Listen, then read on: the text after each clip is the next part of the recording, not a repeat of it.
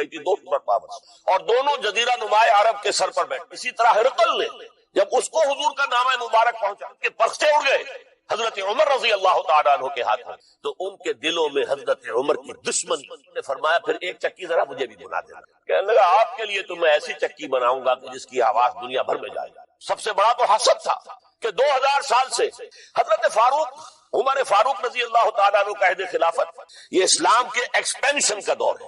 اب جو وہ انٹرنل ڈفٹی ختم ہو گئی، انٹرنلی کنسولیڈیٹ ہو گیا انقلاب محمدی صلی اللہ علیہ وسلم، لہٰذا پوری طاقت کے ساتھ اب 3 لشکر نکلے ہیں، مشرق کے لیے، شمال کے لیے، مغرب کے لیے، اور فتوحات کا دائرہ شروع ہے۔ 10 برس حضرت عمر رضی اللہ تعالیٰ عنہ کے خلافت کے وہ ہیں، نوٹ کیجئے، جس میں ایک سلطنت 2 سپر پاورز اس وقت کی تھی، کئی 100 سال سے چلی آ رہی تھی 2 سپر پاورز، اور دونوں جزیرہ نما عرب کے سر پر بیٹھی ہوئی۔ سلطنت ایران، عراق سے ہو کر سلطنت ایران، کہ خسرو کے زمانے سے، ذوالقرنین کے زمانے سے عظیم مملکت تھی، سپر پاور۔ دوسری طرف سلطنت روما، دی رومن امپائر، 3 بر اعظموں کو محیط تھی۔ رومن امپائر پورا شمالی افریقہ اس کے تحت تھا، پورا مغربی ایشیا اس کے تحت تھا، شام اس کے تحت تھا، ترکی اس کے تحت تھا، اور یورپ کا سارا مشرقی علاقہ اس کے تحت ہے۔ رومن امپائر، آپ کو معلوم ہے حضرت عمر کے زمانے میں رضی اللہ تعالی عنہ سلطنت کسریٰ کی تو پرخچے اڑ گئے، نام ختم ہو گئے، وجود نہ رہا عظیم سلطنت کسریٰ۔ حالانکہ آپ کے علم میں ہوگا ان کا بڑا شاندار ماضی تھا، کہ خسرو اور کیقباد، بڑے بڑے یہ کیانی کہلاتے ہیں۔ یہ کیان جو ہے یہ بڑی عظیم ایک سمجھیے کہ خاندان تھا بادشاہوں کا، لیکن یہ کہ وہ پوری سلطنت کسریٰ ختم ہو۔ کیوں؟ اس نے حضور کے نامہ مبارک کو چاک کیا، اور حضور نے فرما دیا تھا صلی اللہ علیہ وسلم، خسرو نے میرا خط نہیں چاک کیا، اپنی سلطنت چاک کیا، اور واقعتاً سلطنت کسریٰ جو ہے ختم ہو، نام و نشان ختم ہو۔ دوسری طرف سلطنت روما تھی، عیسائیوں کے ساتھ، کیونکہ وہ تھی کرسچین، عیسائیوں کے ساتھ حضور کے زمانے میں کوئی براہ راست تصادم نہیں ہوا تھا، سارا تصادم ہوا تھا یا مشرکین عرب سے اور یا یہودیوں سے۔ عیسائی جو ہے عربین پیننسولا میں تھے ہی نہیں، یمن کے علاقے میں کچھ تھے لیکن ان کی کوئی حیثیت نہیں تھی، لہذا کوئی کنفرنٹیشن نہیں ہوئی۔ دوسرے عیسائیوں میں ابھی اہل علم موجود، جیسے آپ کو معلوم ہے نجاشی بادشاہ کیسے ایمان لے آیا، اس نے حضرت عیسیٰ کے بارے میں پوچھا، حضرت جعفر طیار رضی اللہ تعالیٰ عنہ نے سورہ مریم کی آیات پڑھ کر سنائی، اور اس نے کہا بین ہی جو ان آیات میں تم نے پڑھا ہے، عیسیٰ کی حقیقت اس سے 3 کے برابر بھی زیادہ نہیں ہے۔ اسی طرح ہرقل نے جب اس کو حضور کا نامہ مبارک پہنچا، اس نے جو بھی پیغامبر آئے تھے ایلچی، ان کا اکرام کیا، احترام کیا۔ وہ عالم تھا، جان گیا کہ یہ نبی آخر الزمان ہے، چاہتا تھا کہ میں ایمان لے آؤں بشرطے کہ میرے سارے درباری سپہ سالار بھی ایمان لے آئے۔ جیسے کہ سن 300 عیسوی میں پوری رومن امپائر نے عیسائیت اختیار کی تھی، اس سے پہلے وہ بت پرست تھے۔ 300 عیسوی میں سلطنت روما کا جو ایمپرر تھا وہ ایمان لے آیا حضرت عیسیٰ پر۔ اس وقت تک ظاہر بات ہے اسلام حضرت عیسیٰ کا دین تھا، حضور تو ابھی آئے نہیں، حضور کے آنے میں تو ابھی 300 برس باقی ہے۔ وہ عیسائی ہو گیا، پوری مملکت عیسائی ہو گئی، تو وہ نظام جو تھا حکومت کا برقرار رہا، انٹیکٹ۔ ہرقل یہ چاہتا تھا کہ اسی طرح میری پوری سلطنت ایمان لے آئے تو میری حکومت برقرار رہے، لیکن یہ کہ اس کے جو درباری تھے اور اس کے بڑے بڑے جو سپہ سالار اور جرنیل تھے انہوں نے ریجیکٹ کر دیا، اور یہ بادشاہت کی بیڑی اس کے پاؤں میں پڑی رہ گئی۔ ایمان تو نہیں لایا لیکن پہچان گیا تھا حضور کو صلی اللہ علیہ وسلم۔ اور اس سلطنت روما سے پھر آپ کو معلوم ہونا چاہیے کہ مسلمانوں نے اس کی 3 ٹانگوں میں سے 2 ٹانگیں توڑ دی، پورے شمالی افریقہ سے نکال باہر کیا، پورے مغربی ایشیا سے، یہ شام اور ترکی کا علاقہ اناطولیہ نکال دیا، اور اس کی سلطنت محدود رہ گئی یورپ کے اندر۔ تو یہ عظیم کام ہوئے ہیں حضرت عمر رضی اللہ تعالیٰ عنہ کے عہد۔ اب سوچئے اس عظیم ریولوشن کا بھی کوئی کاؤنٹر ریولوشن ہونا چاہیے تھا کہ نہیں؟ ایرانی بڑے زبردست نیشنلسٹ لوگ تھے، نسل پرست، اپنی نسل پر فخر کرنے والے، ہماری روایات عظیم ہیں، ہم کہ خسرو کے وارث ہیں۔ اور آپ کو معلوم ہے کہ آخری جو بادشاہ تھا رضا شاہ پہلوی، وہ چاہتا تھا کہ خسرو کے دور کی عظمت اور سطوت کو دوبارہ لے آئے، 2500 سالہ جشن اس نے منایا تھا، وہ چاہتا تھا وہی شان میری ہو جائے جو کہ خسرو کی۔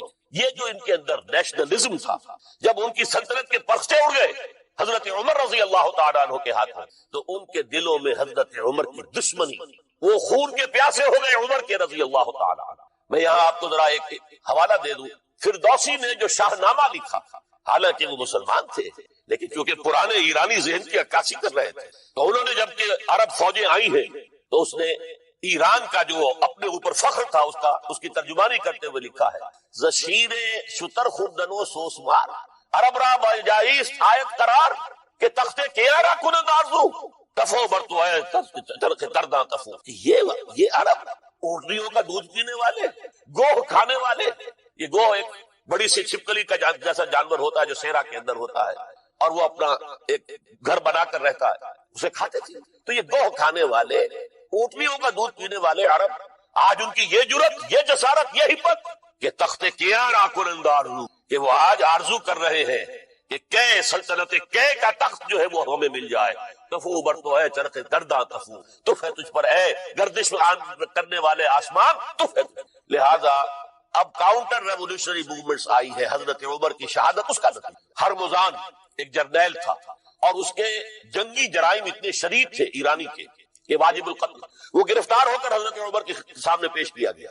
حضرت عمر نے فرمایا یہ واجب القتل ہے، اس کی گردن اڑا دی جائے. اس کی چالاکی دیکھیے. اس نے کہا امیر المومنین، اے مسلمانوں کے امیر عمر رضی اللہ تعالی عنہ، مجھے ذرا پانی پی. حضرت عمر نے فرمایا پانی لا دو. ایک کٹورے میں پانی دے دیا گیا. پھر کہا دیکھیے امیر المومنین، مجھے ضمانت دیجئے کہ جب تک میں یہ پانی پی نہ لوں مجھے قتل نہیں کرے گا. فرمایا ہاں تم پانی پی، جب تک یہ پانی تم نہیں پیو گے ہم قتل نہیں. اس نے وہ کٹورا پھینک دیا. نہ اب میں یہ پانی پی سکتا ہوں نہ آپ مجھے قتل کر سکتے، کیونکہ آپ کا ہے کہ جب تک میں یہ پانی نہیں پیوں گا آپ مجھے قتل نہیں کرے گا. اس ہیلے سے جان بچا گیا. پھر اس شخص نے ابو لولو فیروز، ایک غلام تھا، اسے اس کام کے لیے تھے. حضرت مغیرہ ابن شعبہ کا غلام تھا وہ، اور حضرت مغیرہ نے اس سے روزانہ کی ایک اجرت کہ تم کام کرو، مجھے صرف 7 آنے روزانہ دے دیا کرو. اس نے آ کر حضرت عمر سے کہا کہ میرا جو آقا ہے مغیرہ ابن شعبہ یہ مجھ سے بہت زیادہ طلب کرتا ہے. حضرت عمر نے پوچھا کیا دیتے ہو؟ 7 آنے. تم کرتے کیا ہو؟ کہ میں نجار بھی ہوں، میں لوہار بھی ہوں، میں یہ کام کرتا ہوں. فرمایا اتنے پیشوں کا جاننے والا اس کے لیے یہ روزانہ کا ٹیکس یہ زیادہ نہیں، یہ تمہیں دینا چاہیے. اس نے کہا میں چکیاں بھی بناتا ہوں. حضرت عمر نے فرمایا پھر ایک چکی ذرا مجھے بھی بنا دینا. کہنے لگا آپ کے لیے تو میں ایسی چکی بناؤں گا کہ جس کی آواز دنیا بھر میں جائے گا. وہ شخص ہے اور ہرمزان کی سازش کے تحت وہ ایرانی جسے بعد میں ایرانیوں نے کیا کہا، جس نے قتل کیا حضرت عمر فاروق کو، حضرت ابو لولو فیروز. آج بھی ایران میں اس کی قبر کی تفسیر میں بکتی ہے تعداد کے اندر. حضرت ابو لولو فیروز وہ آیا ہے مسجد نبوی اور آ کر اس نے جبکہ حضرت عمر رضی اللہ تعالیٰ عنہ امامت فرما رہے ہیں حملہ کیا. 5-6 وار خنجر کے. حضرت عمر رضی اللہ تعالیٰ شدید مجروح ہو گئے. یہ انتقام تھا جو عجم نے، وہ سلطنت کے جس کے ٹکڑے ختم ہو گئے تھے، جس کا ٹکڑے کر دیے گئے تھے، اس نے انتقام لیا عالم اسلام سے. سمجھا انہوں نے یہ تھا کہ شاید یہ پوری عمارت کسی ایک ستون پر کھڑی ہے، حضرت عمر ہی کے ستون پر کھڑی ہے. اس ستون کو گرا دو گے پوری عمارت گر جائے. لیکن ثابت ہوا نہیں، یہ محمد کی بنائی ہوئی عمارت ہے صلی اللہ علیہ وسلم. یہ بہت قوی ہے، اس کی بنیادیں بہت مضبوط ہیں، کوئی ذرا سی تریڑ بھی نہیں آئی، ذرا سی تریڑ بھی نہیں آئی. حضرت عمر فاروق کی شہادت کے بعد حضرت عثمان رضی اللہ تعالیٰ عنہ کا دور خلافت شروع، اور جو قافلہ چل رہا تھا آگے چلتا چلا. حضرت عثمان رضی اللہ تعالیٰ عنہ کے بارے میں بہت قیل و قال ہے، ان پر تنقیدیں بھی کی، اپنوں نے بھی کی ہیں، دشمنوں نے بھی. لیکن بات جان لیجئے یہ تاثر غلط ہے کہ ان کے پورے دور خلافت کے اندر فتنہ رہا یا ہنگامہ رہا. قتل غلط. 10 برس خلفائے راشدین میں طویل ترین دور خلافت حضرت عثمان کا ہے رضی اللہ تعالیٰ. 12 برس حضرت ابو بکر کے تو 2.25 برس تھے، حضرت عمر کے 10 برس تھے، ان کا 12 برس. اور 12 میں سے 10 سال ایسے تھے بعین ہی جیسے حضرت عمر کے 10 سال.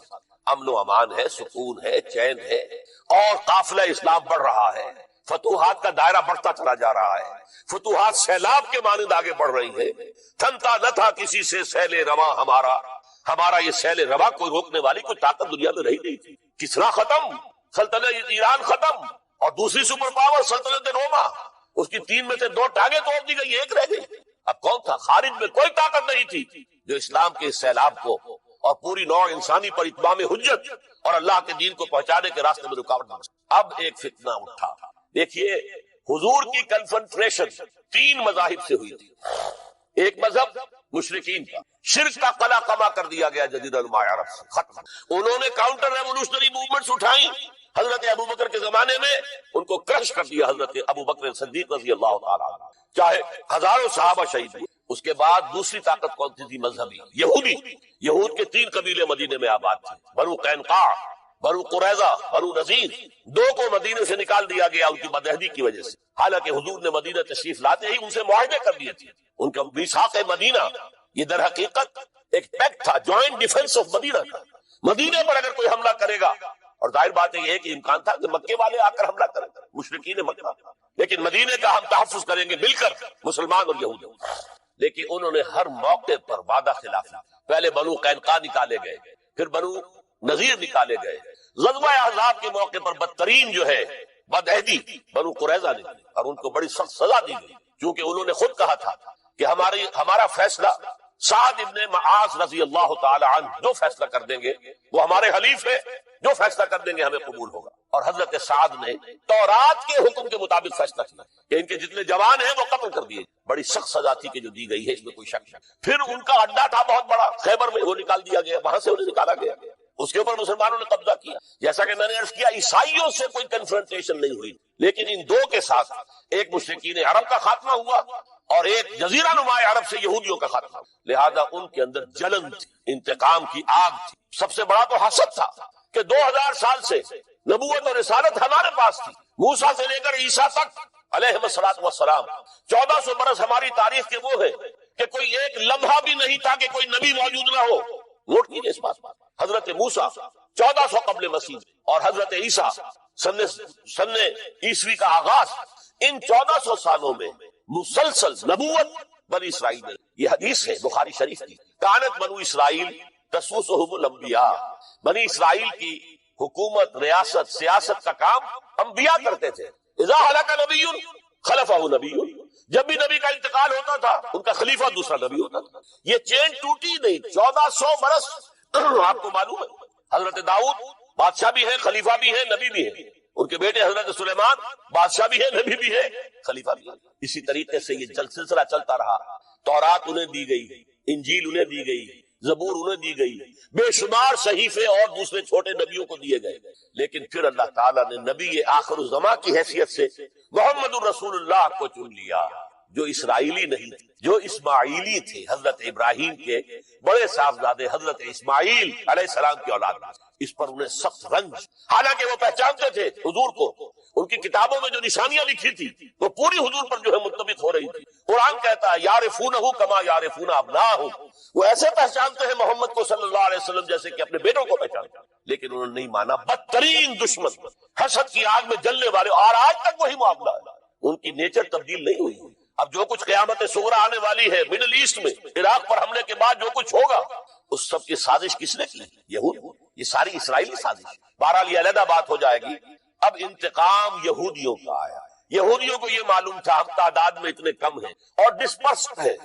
سن 70 عیسوی میں ایک رومن جنرل ٹائٹس، اس نے حملہ کر کے یروشلم بیت المقدس کی اینٹ سے اینٹ بجائی، 1,33,000 یہودی ایک دن میں قتل کی، اور ان کا سیکنڈ ٹیمپل جو تھا، جو حضرت سلیمان نے بنایا تھا، معبد، عبادت گاہ، ہم تو اسے مسجد کہیں گے، مسجد اقصیٰ، لیکن انہوں نے اسے کہا ہیکل، ٹیمپل، اس کو گرا دیا تھا نبوکڈنیزر نے 587 عیسوی میں، دوبارہ انہوں نے بنایا، اسے ٹائٹس نے گرا دیا، وہ آج تک گرا پڑا ہوا ہے، آج تک صرف ایک دیوار اس کی سلامت ہے جسے وہ ویلنگ وال کہتے ہیں، وہاں جا کر ماتم کرتے ہیں، روتے ہیں، اور اس کو اس وقت سے نکال دیا گیا یہودیوں کو، نکل جاؤ فلسطین سے، بھاگ جاؤ یہاں سے، دفع ہو جاؤ۔ لہذا وہ ڈسپرس ہو گئے، کوئی یورپ چلے گئے، کوئی روس چلے گئے، کوئی ہندوستان چلے گئے، کوئی افریقہ کے ممالک میں چلے گئے، کچھ ایران میں آ گئے، یہ سب، اس کو وہ کہتے ہیں ڈایاسپورا، ہمارا وہ دور جس میں ہم دنیا میں منتشر، جب پوری دنیا میں منتشر تھے تو ظاہر بات ہے کسی فوجی مہم کے ذریعے سے مسلمانوں سے انتقام لینا ممکن، لیکن انتقام لیا ایک ایسی سازش کے ذریعے سے، ایک ایسا فتنۃ الکبریٰ براہم جو ہے برپا کیا ہے، جس کا کہ میں ابھی آپ سے اندازہ کرتا ہوں، جس کے نتیجے میں حضرت عثمان رضی اللہ تعالیٰ عنہ شہید ہوئے۔ اس کو یوں سمجھیے کہ حضور کے دور میں جن لوگوں نے شہادتیں پیش کی، انہوں نے اسلام کو قائم کرنے کے لیے شہادتیں، اب دور خلافت راشدہ میں جو شہادتیں پیش کی گئی وہ اسلام کو قائم رکھنے کے لیے، جو عمارت بن گئی ہے اب گرنے نہ پائے، اسے دشمن گرا نہ دے، اس ڈیفنس کے اندر، اس تحفظ کے اندر جانے دی ہزاروں نے دی۔ حضرت عمر رضی اللہ تعالیٰ عنہ قائد خلافت ہے، کہ خسرو اور کہ قباد، بڑے بڑے یہ کیانی کہلاتے ہیں، یہ کیاں جو ہے یہ بڑی عظیم ایک یوں سمجھیے کہ خاندان تھا بادشاہوں کا، لیکن یہ کہ وہ پوری سلطنت کسریٰ ختم ہو گئی۔ کیوں؟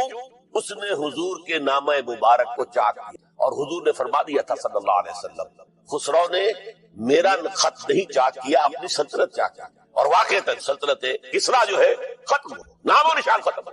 دوسری طرف سلطنت روما تھی، عیسائیوں کے ساتھ، کیونکہ وہ تھی کرسچین، عیسائیوں کے ساتھ حضور کے زمانے میں کوئی براہ راست تصادم نہیں ہوا تھا، سارا تصادم ہوا تھا یا مشرکین عرب سے اور یا یہودیوں سے۔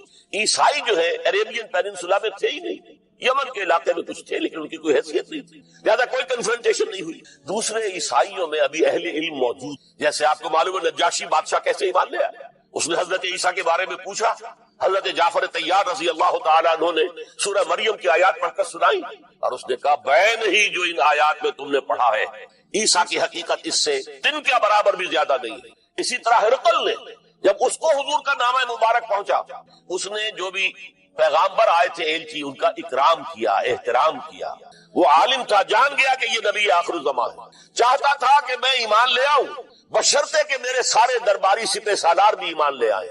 جیسے کہ سن 300 عیسوی میں پوری رومن امپائر نے عیسائیت اختیار کی تھی، اس سے پہلے وہ بت پرست تھے، 300 عیسوی میں سلطنت روما کا جو ایمپرر تھا وہ ایمان لے آیا حضرت عیسیٰ پر۔ اس وقت تک ظاہر بات ہے اسلام حضرت عیسیٰ کا دین تھا، حضور تو ابھی آئے نہیں، حضور کے آنے میں تو ابھی 300 برس باقی ہے، وہ عیسائی ہو گیا، پوری مملکت عیسائی ہو گئی، تو وہ نظام جو تھا حکومت کا برقرار رہا، انٹیکٹ رہا۔ ہرقل یہ چاہتا تھا کہ اسی طرح میری پوری سلطنت ایمان لے آئے تو میری حکومت برقرار رہے، لیکن یہ کہ اس کے جو درباری تھے اور اس کے بڑے بڑے جو سپہ سالار اور جرنیل تھے انہوں نے ریجیکٹ کر دیا، اور یہ بادشاہت کی بیڑی اس کے پاؤں میں پڑی رہ گئی، ایمان تو نہیں لایا لیکن پہچان گیا تھا حضور کو صلی اللہ علیہ وسلم۔ اور اس سلطنت روما سے پھر آپ کو معلوم ہونا چاہیے کہ مسلمانوں نے اس کی 3 ٹانگوں میں سے 2 ٹانگیں توڑ دی، پورے شمالی افریقہ سے نکال باہر کی، پورے مغربی ایشیا سے، یہ شام اور ترکی کا علاقہ اناطولیہ نکال دیا، اور اس کی سلطنت محدود رہ گئی یورپ کے اندر۔ تو یہ عظیم کام ہوئے ہیں حضرت عمر رضی اللہ تعالیٰ عنہ کے عہد میں۔ اب سوچئے اس عظیم ریولوشن کا بھی کوئی کاؤنٹر ریولوشن ہونا چاہیے تھا کہ نہیں؟ ایرانی بڑے زبردست نیشنلسٹ لوگ تھے، نسل پرست، اپنی نسل پر فخر کرنے والے، ہماری روایات عظیم ہیں، ہم کہ خسرو کے وارث ہیں، اور آپ کو معلوم ہے کہ آخری جو بادشاہ تھا رضا شاہ پہلوی، وہ چاہتا تھا کہ خسرو کے دور کی عظمت اور سطوت کو دوبارہ لے آئے، 2500 سالہ جشن اس نے منایا تھا، وہ چاہتا تھا وہی شان میری ہو جائے جو کہ خسرو کی۔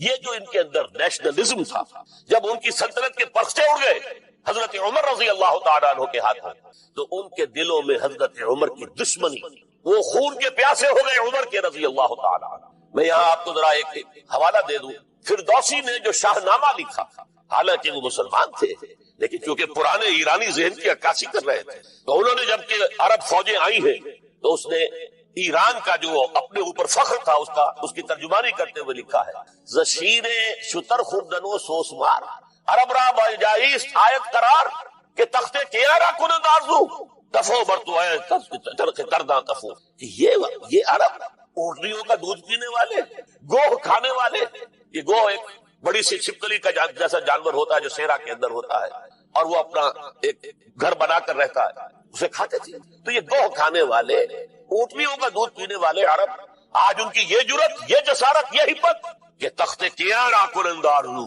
کہ وہ آج آرزو کر رہے ہیں کہ کہ سلطنت کہ کا تخت جو ہے وہ ہمیں مل جائے۔ تفو اوبر تو ہے چرخ کرداں تفو، تف ہے تجھ پر اے گردش کرنے والے آسمان، تف ہے۔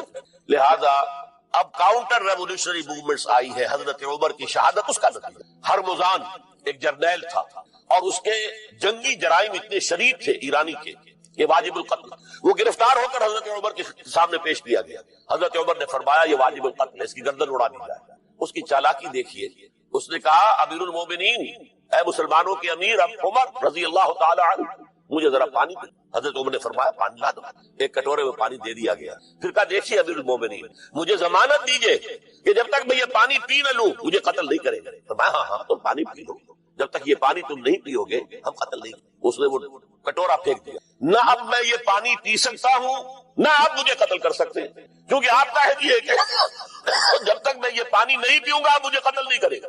اس ہیلے سے جان بچا گیا۔ پھر اس شخص نے ابو لولو فیروز، ایک غلام تھا، اسے اس کام کے لیے تیار کیا۔ حضرت مغیرہ ابن شعبہ کا غلام تھا وہ، اور حضرت مغیرہ نے اس سے روزانہ کی ایک اجرت کے تم کام کرو، مجھے صرف 7 آنے روزانہ دے دیا کرو۔ اس نے آ کر حضرت عمر سے کہا کہ میرا جو آقا ہے مغیرہ بن شعبہ یہ مجھ سے بہت زیادہ طلب کرتا ہے۔ حضرت عمر نے پوچھا کیا دیتے ہو؟ 7 آنے۔ تم کرتے کیا ہو؟ کہ میں نجار بھی ہوں، میں لوہار بھی ہوں، میں یہ کام کرتا ہوں۔ فرمایا اتنے پیشوں کا جاننے والا اس کے لیے یہ روزانہ کا ٹیکس یہ زیادہ نہیں ہے، یہ تمہیں دینا چاہیے۔ اس نے کہا میں چکیاں بھی بناتا ہوں۔ حضرت عمر نے فرمایا پھر ایک چکی ذرا مجھے بھی بنا دینا۔ کہنے لگا آپ کے لیے تو میں ایسی چکی بناؤں گا کہ جس کی آواز دنیا بھر میں جائے گا۔ وہ شخص ہے اور ہرمزان کی سازش کے تحت وہ ایرانی جسے بعد میں ایرانیوں نے کیا کہا، جس نے قتل کیا حضرت عمر فاروق کو، حضرت ابو لولو فیروز۔ آج بھی ایران میں اس کی قبر کی تفسیر میں بکتی ہے تعداد کے اندر، حضرت ابو لولو فیروز۔ وہ آیا ہے مسجد نبوی میں اور آ کر اس نے جبکہ حضرت عمر رضی اللہ تعالیٰ عنہ امامت فرما رہے ہیں حملہ کیا، 5-6 وار خنجر کے کیے۔ حضرت عمر رضی اللہ تعالیٰ شدید مجروح ہو گئے۔ یہ انتقام تھا جو عجم نے، وہ سلطنت کے جس کے ٹکڑے ختم ہو گئے تھے، جس کا ٹکڑے کر دیے گئے تھے، اس نے انتقام لیا عالم اسلام سے۔ سمجھا انہوں نے یہ تھا کہ شاید یہ پوری عمارت کسی ایک ستون پر کھڑی ہے، حضرت عمر ہی کے ستون پر کھڑی ہے، اس ستون کو گرا دو گے پوری عمارت گر جائے گی۔ لیکن ثابت ہوا نہیں، یہ محمد کی بنائی ہوئی عمارت ہے صلی اللہ علیہ وسلم، یہ بہت قوی ہے، اس کی بنیادیں بہت مضبوط ہیں، کوئی ذرا سی تریڑ بھی نہیں آئی، ذرا سی تریڑ بھی نہیں آئی۔ حضرت عمر فاروق کی شہادت کے بعد حضرت عثمان رضی اللہ تعالیٰ عنہ کا دور خلافت شروع ہوا، اور جو قافلہ چل رہا تھا آگے چلتا چلا۔ حضرت عثمان رضی اللہ تعالیٰ عنہ کے بارے میں بہت قیل و قال ہے، ان پر تنقیدیں بھی کی، اپنوں نے بھی کی ہیں، دشمنوں نے بھی۔ لیکن بات جان لیجئے، یہ تاثر غلط ہے کہ ان کے پورے دور خلافت کے اندر فتنہ رہا یا ہنگامہ رہا، قتل غلط۔ 10 برس خلفائے راشدین میں طویل ترین دور خلافت حضرت عثمان کا ہے رضی اللہ تعالیٰ عنہ۔ 12 برس حضرت ابو بکر کے تو 2.25 برس تھے، حضرت عمر کے 10 برس تھے، ان کا 12 برس، اور 12 میں سے 10 سال ایسے تھے بعین ہی جیسے حضرت عمر کے 10 سال۔ امن و امان ہے، سکون ہے، چین ہے، اور قافلہ اسلام بڑھ رہا ہے، فتوحات کا دائرہ بڑھتا چلا جا رہا ہے، فتوحات سیلاب کے مانند آگے بڑھ رہی ہے۔ تھمتا نہ تھا کسی سے سیل رواں ہمارا یہ سیل رواں، کوئی روکنے والی کوئی طاقت دنیا میں رہی نہیں تھی۔ کسرا ختم، سلطنت ایران ختم، اور دوسری سپر پاور سلطنت روما، اس کی 3 میں سے 2 ٹانگیں توڑ دی گئی، 1 رہ گئی۔ اب کون تھا؟ خارج میں کوئی طاقت نہیں تھی جو اسلام کے اس سیلاب کو اور پوری نوع انسانی پر اتمام حجت اور اللہ کے دین کو پہنچانے کے راستے میں رکاوٹ بن سکتی۔ اب ایک فتنہ اٹھا، دیکھیے حضور کی کنفرنٹریشن 3 مذاہب سے ہوئی تھی۔ ایک مذہب مشرکین کا، شرک کا قلع قمع کر دیا گیا جزیرہ نما عرب سے، ختم۔ انہوں نے کاؤنٹر ریولوشنری موومنٹس اٹھائیں، حضرت ابو بکر کے زمانے میں ان کو کرش کر دیا حضرت ابو بکر صدیق رضی اللہ تعالیٰ عنہ، چاہے ہزاروں صحابہ شہید ہوئے۔ اس کے بعد دوسری طاقت کون سی تھی؟ مذہبی، یہودی۔ یہود کے 3 قبیلے مدینے میں آباد تھے، بنو قینقاع، بنو قریظہ، بنو نذیر۔ 2 کو مدینے سے نکال دیا گیا ان کی بدعہدی کی وجہ سے، حالانکہ حضور نے مدینہ تشریف لاتے ہی ان سے معاہدے کر دیے تھے۔ ان کا میثاق مدینہ یہ در حقیقت ایک پیکٹ تھا، جوائنٹ ڈیفنس آف مدینہ کا۔ مدینے پر اگر کوئی حملہ کرے گا، اور ظاہر بات ہے یہ کہ امکان تھا کہ مکے والے آ کر حملہ کریں، مشرکین مکہ، لیکن مدینے کا ہم تحفظ کریں گے مل کر، مسلمان اور یہود۔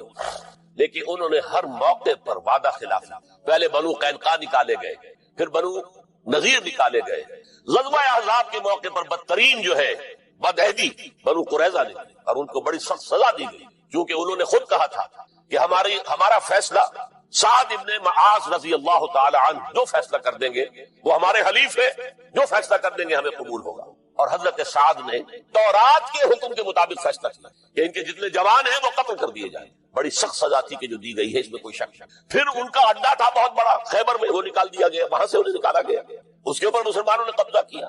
جیسا کہ میں نے عرض کیا، عیسائیوں سے کوئی کنفرنٹیشن نہیں ہوئی تھی، لیکن ان 2 کے ساتھ ایک مشرکین عرب کا خاتمہ ہوا اور ایک جزیرہ نما عرب سے یہودیوں کا خاتمہ ہوا۔ لہذا ان کے اندر جلن تھی، انتقام کی آگ تھی۔ سب سے بڑا تو حسد تھا کہ 2000 سال سے نبوت اور رسالت ہمارے پاس تھی، موسیٰ سے لے کر عیسیٰ تک علیہ السلام، 1400 برس ہماری تاریخ کے وہ ہے کہ کوئی ایک لمحہ بھی نہیں تھا کہ کوئی نبی موجود نہ ہو۔